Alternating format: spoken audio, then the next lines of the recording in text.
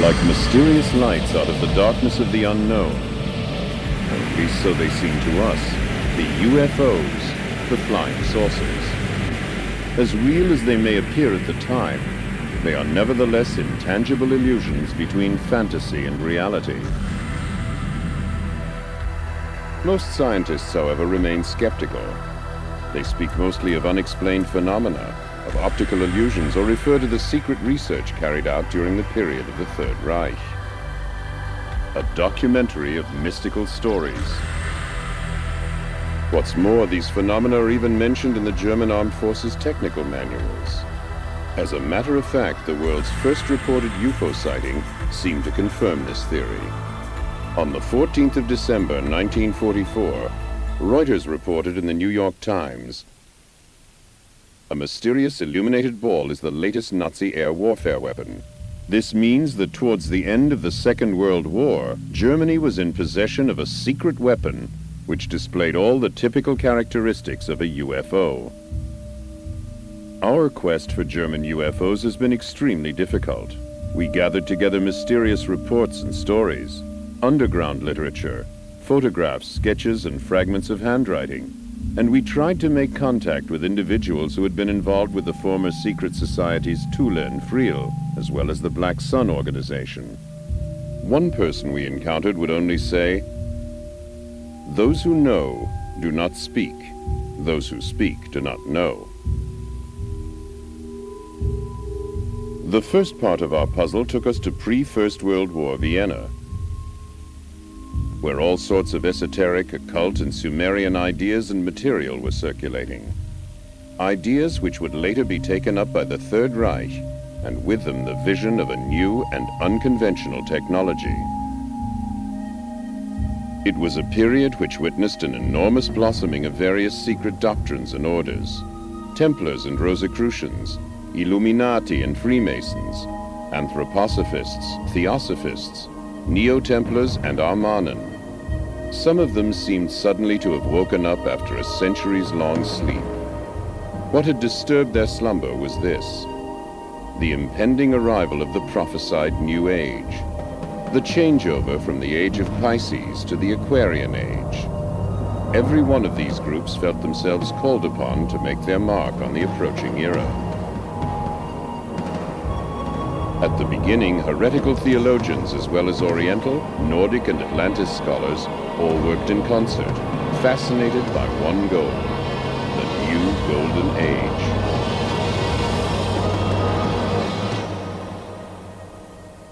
Transcending good and evil.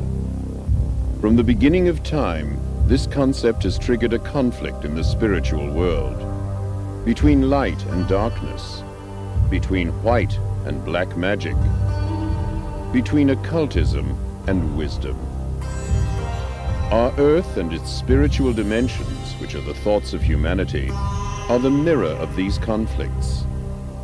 Each time every human being makes a decision, he is faced anew with the choice between two paths: the white road of unselfish love, or the black road of selfishness, which ineluctably leads to doctrine. Every individual who comes into contact with higher learning considers himself basically good. And yet, the two principles are still within him, obligating him to examine which thoughts and deeds he will use to serve which power. At the end of time, the twilight of the gods, he will realize that heaven and hell are our own thoughts and actions, good and evil our own invention. Then he can draw on this experience to make the journey home to completeness. The powers of darkness and light serve only one Lord, the creator of all things. They have the one goal of availing ourselves of the life experience to create a race of superior beings. Power without love can only lead to catastrophe.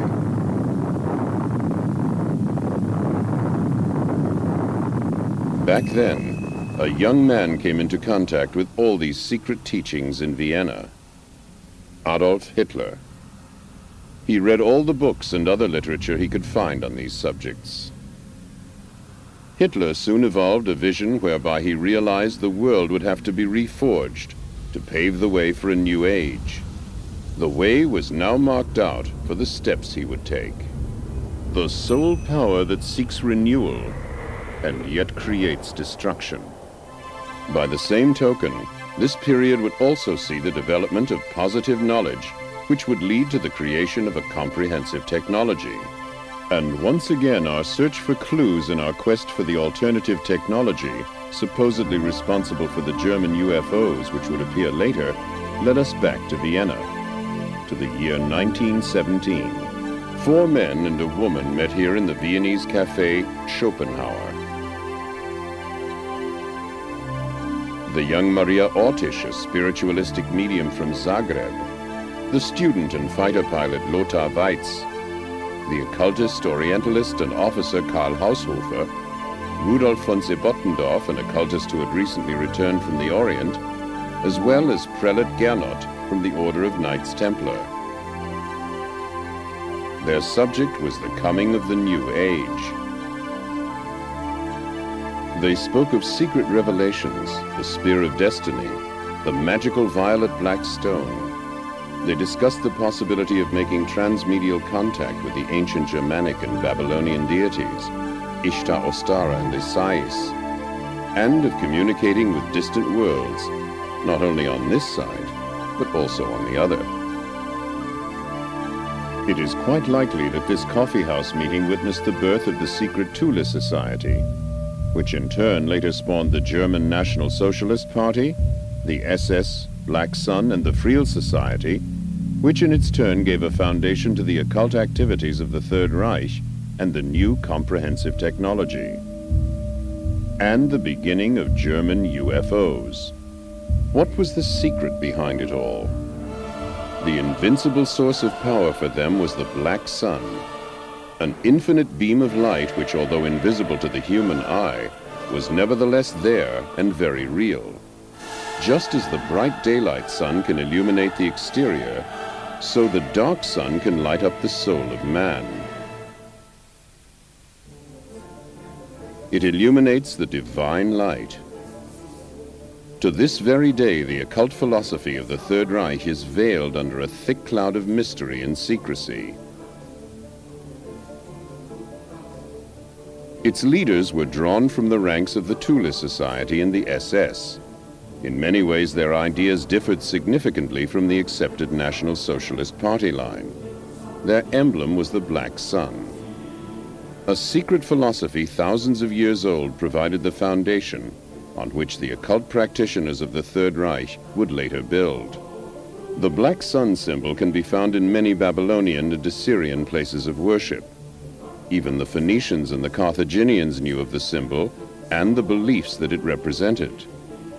The Babylonian and Assyrian civilizations often depicted the Black Sun, the Godhead's inner light, in the form of a cross. Assyrian kings wore an insignia which in no way differed from the one more commonly known as the German Knight's Cross. This means the origin of this cross is many thousands of years older than Christianity. We have no way of knowing just what exactly was going on in the minds of the occultists of the Third Reich, and to what mysterious ends their ideas would lead them. Perhaps they believed in the ancient prophecy of the New Babylon, which would rise again in some unspecified centrally located country when the third Sargon would return. The secret knowledge and the prophecies which the Knights Templar had brought back with them from the Orient had been slumbering for centuries, waiting for the time of fulfillment to approach.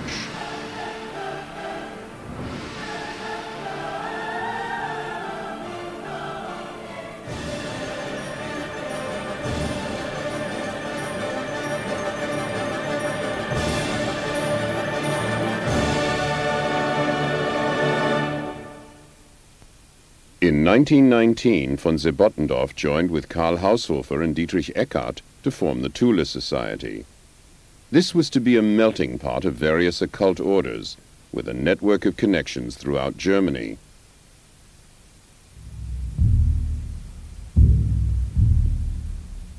The center was to be in Munich. Many members of the Thule Society formed themselves in active opposition to the short-lived Socialist Republic of Bavaria. A political party was founded, and in 1921, Adolf Hitler, a man well known for his occult beliefs, was engaged as a political orator. Inspired by members of the Thule Society, Hitler's plan for a 1,000-year Reich was born. The increasing political ambitions of the Thule Society resulted in a number of smaller groups going their own way. One of these groups was the Vril Society.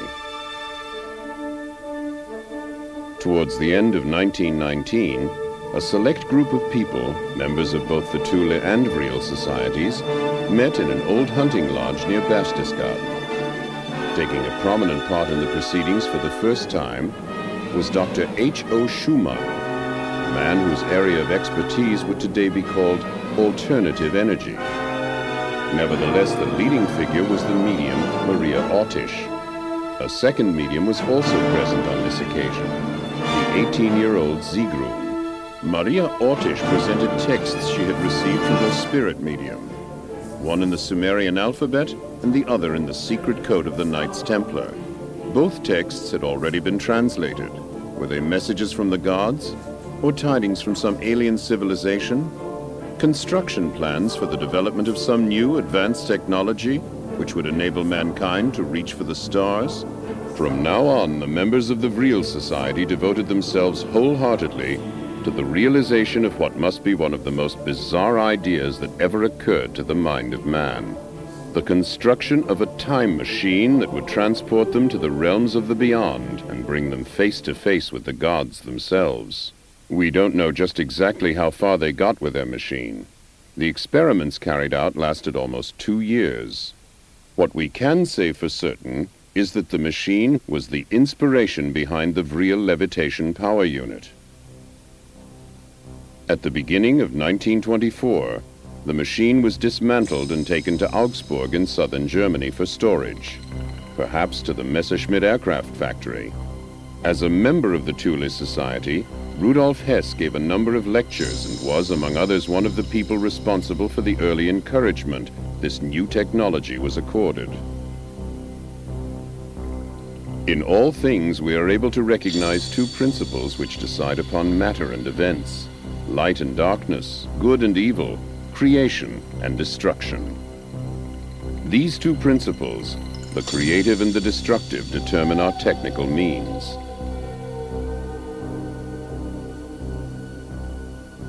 Another advocate of this new technology was Victor Schauberger. Your propulsion theory is a mistake. This statement was made by inventor Victor Schauberger, who was believed to be associated with these esoteric societies. It addresses one of the essential points of the issue. Nowadays, we would call this the search for an alternative form of energy. Back then, however, there was much more at stake, namely the quest for another science, a radically different technology. To put it simply, we could say implosion instead of explosion. The positive elements among the esoteric scholars of the Third Reich were aware that all divine creations have always been creative, never destructive. A technology which results in explosions and is based on the principle of destruction cannot therefore really be in keeping with divine intentions. All internal combustion engines, for example whether piston engines or rocket propulsion systems, work on the principle of an explosion, in other words with destructive capabilities. Their ultimate effect is sure to be destructive. The environmental damage meanwhile visited on the planet by the technology of explosion, including atomic energy, exhaust fumes, and so on, makes it quite clear that the call for a new technology, like the one under discussion back then, is clearly justified. Victor Schauberger's experimental flying prototypes worked on the principle of levitation. Esoteric knowledge played an ever-increasing role in the search for new sources of energy and motive power. Such research as there was particularly important in the development of electrogravitational and tachometric propulsion. This seemed to be at the very core of the alternative technology. the energy source of the future, cheap, clean, and independent of raw materials. Two special departments, U-13 and SSE-4, were set up to concentrate exclusively on the realization of this new technology. Die Intuition Johannes Keplers führte ihn zu dem Geheimwissen der Pythagoreer. Johannes Kepler introduced him to the secrets of Pythagoras. Victor Schauberger's vibratory theories tied in with the traditional teachings of Pythagoras and Johannes Kepler. The monochord, an acoustic measuring instrument used by Pythagoras, demonstrates to us how the universe was created using sounds, which we obtain through a division of the sides. The entire universe was created using this principle of harmonic resonance. Nach dem Prinzip der Obertonreihe ist der ganze Kosmos aufgebaut. Ganzzahlige Verhältnisse, Proportionen bestimmen den Aufbau der Materie. Auch im Weltall und in den Atomen. Das chemische Periodensystem der Elemente, die Mendelschen Vererbungsgesetze, die Blattstellungsgesetze bei den Pflanzen, auch der Aufbau der Kristalle und so weiter.